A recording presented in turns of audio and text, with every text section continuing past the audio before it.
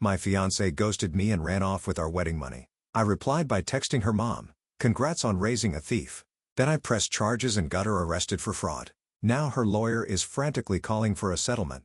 My fiancé ghosted me and ran off with our wedding money. I replied by texting her mom, "Congrats on raising a thief." Then I pressed charges and got her arrested for fraud. Now her lawyer is frantically calling for a settlement. I 32 male, I'm sitting here a week out and it still feels like a scene from a bad movie, but the anger is cold, focused.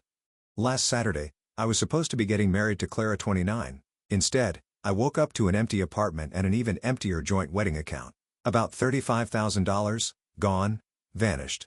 So had Clara. No call. No, it's not you, it's me. Just poof. Her clothes, passport, everything. Like she was never here. We'd been together 5 years, planning this wedding for the last year. Every vendor deposit, every little detail paid from that account. Money we both put in, though a larger chunk, around $25, was from a bonus I got. My first call, after the initial shock wore off, took a few hours, not gonna lie, mostly paced the apartment like a caged animal was to her parents. Her mom, Brenda, answered all cheerful. "Brenda," I said, voice flat. "Clara's gone, so is the wedding money." Silence, then a sort of fluttering laugh. "Oh, Mark. You jokers. She's probably just got pre-wedding nerves out with her sister. Layla probably." "No," I said. "Layla's called me twice already, wondering where Clara is. She's not with her. The account is empty. Her stuff is gone." The denial was thick. "Clara wouldn't do that. There must be a mistake. You probably misplaced the money or she's using it for a surprise." "A surprise, right, Brenda? She took everything." "It's theft." That's when the tone shifted. "Now, Mark, don't you dare accuse my daughter. She's a good girl. Maybe she just realized she couldn't go through with it and needed space." "The money. Well, weddings are expensive. Maybe she felt she was owed some of it for her time." "For her time?" I almost choked. That's when I hung up and sent the text. "Congrats on raising a thief. Petty? Maybe. Satisfying? Absolutely." Then I called the police, filed a report, fraud, grand larceny, whenever they could stick, provided bank statements, screenshots of texts where we discussed wedding expenses coming from that account, vendor contracts. They were surprisingly understanding. Detective Miller listened, took notes, said they'd look into it. Next, I called all the vendors, explained the situation, lost most of the deposits, obviously. Caterer was nice, florist too, venue not so much, but that's money, it can be remade. The betrayal is the kicker. Slept about 2 hours that first night. The next day, Detective Miller called. They'd flagged her name at the airport. Turns out she'd booked a one-way ticket to another state a week prior. A week? She was planning this while we were tasting cake samples. Update 1, 2 weeks later. Okay. Things escalated just like I figured they would. The internet rage was validating. Thanks for that, folks. So about 4 days after my original post, Detective Miller calls me. "Mr. Harrison, we located Miss Vance. She was less than cooperative. We've placed her under arrest based on the evidence you provided. She's being processed." Arrested. Wow. Even though I set the wheels in motion, hearing it was still a jolt, a weird mix of relief, and something else. Sadness, maybe? For the guy who was excited to marry her a few weeks ago, that guy's an idiot. The arrest happened in another state, so there's a whole extradition process, but the charges are serious enough. Fraud over $10,000 is no joke. Then the call started. First, Brenda, Clara's mom, screaming, full-on banshee wail. "How could you do this to her? She made a mistake, a youthful indiscretion. You're ruining her life over some money. You have a good job. You can make it back." "Brenda," I said, tired. "She stole $25,000. That's not an indiscretion. It's a felony. She planned it. She could have talked to me, walked away. She chose to steal. She was scared. You pressured her into this wedding. Complete BS. She picked the damn venue and 90% of the decor. You need to drop the charges, Mark. We'll pay you back some of it when we can." "Some of it? When you can?" "No, this is in the hands of the police now. She needs to face the consequences." I hung up. Then Layla, her sister, called. More reasonable, but still pushing. "Mark, I had no idea, I swear. This isn't like her. But prison? Really? Can't you just settle this? She's terrified. Mom and Dad are a mess. Layla, she had my number. She could have called. She chose to run and hide after emptying our account. What would you have me do?" "I don't know, but she's my sister. Please, there must be another way." The other way was for her not to steal a life-altering amount of money from me the day before our wedding. I said, "Tell her to get a good lawyer. And apparently she did. Or her parents did. Yesterday, I got a call, blocked number, answered it. Mr. Harrison, this is Julian Vance, Clara's father, and Mr. Finch, our attorney, is on the line. Oh, goody. A conference call. Mr. Finch's smooth lawyer voice starts in. Mr. Harrison, we understand you're upset. Clara understands she made a significant error in judgment. An error in judgment? She committed a felony, Mr. Finch. Yes. Well, semantics. The point is Clara is willing to make amends. We're prepared to offer a settlement, return of a portion of the funds, say $15,000 in exchange for you petitioning the DA to drop all charges. I actually laughed. A portion? $15? After she gets arrested, you suddenly find some of the money? No, absolutely not. And it's not up to me to petition the DA. She's been arrested. The state is pressing charges based on felony theft and fraud. Julian Vance chimes in, voice tight. My boy, be reasonable. She's a young woman with her whole life ahead of her.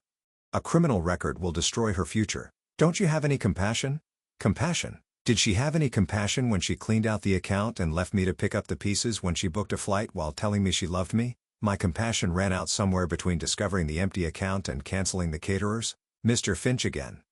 Mr. Harrison, a trial will be messy, public. Your personal life dragged through the mud. Clara will testify she felt coerced, that the wedding was all your idea, that she panicked. Let her, I said, my voice like ice. I have every text, every email, every receipt showing our joint planning. I have the date she bought her plane ticket. Her panic seems to have been pretty well orchestrated. This isn't a negotiation. The $25,000 was for a wedding. Now it's evidence in a criminal case. Any further discussion can happen between you and Detective Miller or the DA's office. Hung up. My heart was hammering. The sheer audacity, error in judgment, coerced. Unbelievable. Then Brenda again. This time crying. Not angry. Just pathetic. Mark, please. She'll pay it all back. We'll take out a loan. Just make them let her go. She's not built for jail. It'll break her. She should have thought of that before she became a thief, Brenda. Click. Now my phone is blowing up with calls from Mr. Finch. Left 3 voicemails today, each one a little more frantic. Mr. Harrison, please call me back. We need to discuss this. We can improve our offer. My client is very distressed. Yeah, I bet she is. Turns out consequences are a real thing. Let him sweat. I'm meeting with the assistant DA next week to give a full victim impact statement. Not backing down. She made her bed. Now she can lie in it, preferably in a cell for a bit. Update 2. 1 month later, man, it's been a wild month. The entitlement from Clara's camp just kept on giving. It's almost impressive in a sickening way. So after Mr. Finch's frantic calls, which I ignored and directed to the ADA handling the case, things got creative. First, Layla, the sister, shows up at my apartment, unannounced, rings the bell like she's here for tea. Mark, we need to talk, she says, all earnest. Layla, I'm talking to the DA. That's who Clara's lawyer should be talking to. No. We need to talk as people who both care about Clara. She actually tried to push past me into my apartment. I blocked her. She's not eating. She's a wreck. Her lawyer says you're being vindictive. That you're enjoying this. Enjoying this? My life got blown up, Layla. I lost a huge sum of money. My fiancé turned out to be a criminal and I had to cancel my own wedding. Yeah, this is a barrel of laughs. Now if you'll excuse me. Then she tries the guilt trip. You know, Mom and Dad are talking about selling their house to pay you back and for Clara's legal fees. You'd make them homeless just for revenge? They're considering selling their house because their daughter stole $20,000 and got caught. That's on Clara, not me. I closed the door, heard her huffing outside for a bit before she left. Suddenly, vague posts start appearing from distant friends of Clara, talking about toxic relationships and men who try to control women with money, and how sometimes a girl's gotta do what a girl's gotta do to escape. Real subtle. Some even used a hashtag with my first name. My more tech-savvy friends tracked a couple of the original posts back to IP addresses near Clara's parents' place. Cute. I screenshotted everything, sent it to the ADA. Not illegal, but shows a pattern of trying to paint her as a victim. Mr. Finch, Clara's lawyer, apparently decided that since I wasn't budging, he'd try to pressure the ADA. He sent them a massive file full of letters from Clara's family and friends talking about her fragile mental state, her history of anxiety, never saw a day of it in 5 years, and how this uncharacteristic lapse in judgment was due to immense pre-wedding stress. They even got a therapist who'd spoken to Clara twice after her arrest to write a letter suggesting she wasn't in her right mind. The ADA, a no-nonsense woman named Miss Davies, called me. Mark, They're trying to paint you as the bad guy and her as a damsel in distress who just snapped.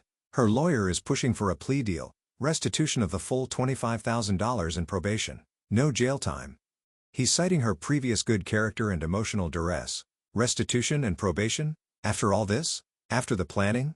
The deceit? The sheer gall? Miss Davies, I said, keeping my voice steady. She didn't just snap. She booked a plane ticket a week in advance. She systematically drained a joint account. She ghosted me. Then her family and lawyer tried to bully and manipulate me into dropping it. This wasn't a panic attack. It was a plan. And frankly, if she's so fragile, maybe she shouldn't have committed a felony. I told her about Layla at my door, about the social media stuff. This isn't remorse, Miss Davies. This is damage control because she got caught. Miss Davies was quiet for a moment. I appreciate your perspective, Mark, and your willingness to testify if it comes to that. So the revenge, it wasn't one big dramatic movie moment. It was me calmly working with Miss Davies. I provided every piece of evidence again. The timeline of the ticket purchase versus our wedding planning activities, bank statements showing the systematic withdrawal, vendor contracts with both our names, texts where Clara was excitedly discussing the honeymoon we'd supposedly take. The key was the premeditation. Miss Davies used it beautifully. The settlement conference, which was really a plea negotiation, happened last week. I wasn't there, but Miss Davies called me right after. Apparently, Mr. Finch came in confident with Brenda and Julian Vance in tow for moral support, ready to argue for probation. Miss Davies laid out the state's case, highlighting the premeditated nature of the theft, the amount of money, the breach of trust, and then the piece de resistance. She brought up their attempts to intimidate me and manipulate the narrative after the arrest. She mentioned the social media campaign, however, amateur.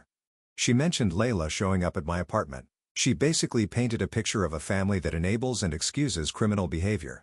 The judge, from what Miss Davies said, was not amused by Team Clara, especially when Mr. Finch tried to argue that my texting congrats on raising a thief to Brenda was undue provocation. The judge apparently raised an eyebrow and said, "Provocation for what, Mr. Finch?" For Miss Vance to commit grand larceny before the text was even sent. Faced with the strength of the evidence and the judge's clear lack of sympathy for their sob story, Clara had a choice. Go to trial and almost certainly get a harsher sentence, or take the plea deal Miss Davies offered. A deal that was much harsher than what they'd hoped for. The deal: plead guilty to felony fraud. Full restitution of the $25,000 paid before sentencing.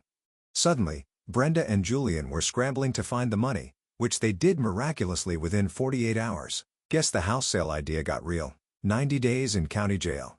Not prison, but not probation either. 5 years formal probation upon release with strict conditions including mandatory employment and financial counseling, a permanent felony record. Clara took the deal, crying, apparently. Her parents were furious, but Mr. Finch advised her it was the best she'd get. Miss Davies said to me, "The jail time is important, Mark. It shows this kind of calculated betrayal has serious consequences, and the felony conviction will follow her. That's justice." And you know what? It is. She won't waltz away from this. Every job application, every apartment rental, that felony is going to be there. She wanted to start a new life with my money. Well, she's starting a new life. All right, just not the one she envisioned. Brenda called me one last time after the plea, left a voicemail, just sobbing. "You destroyed her. I hope you're happy." Am I happy? Not happy. Like, woohoo. More like a quiet, grim satisfaction. Like a weight has been lifted. I stood my ground, didn't let them bully me, and the system for once worked. She didn't get away with it. They thought they could play dirty and I'd fold. They underestimated how stubborn I can be when I've been monumentally screwed over. I'm out the money temporarily, but the court-ordered restitution is already in an escrow account. So I'll get that back soon. The emotional toll, that'll take longer. But knowing Clara is actually facing real tangible consequences for her actions, knowing her family's entitlement slammed face first into a brick wall of reality, that feels like justice. A very satisfying, very real justice. Time to move on. Maybe get a dog. Dogs are loyal.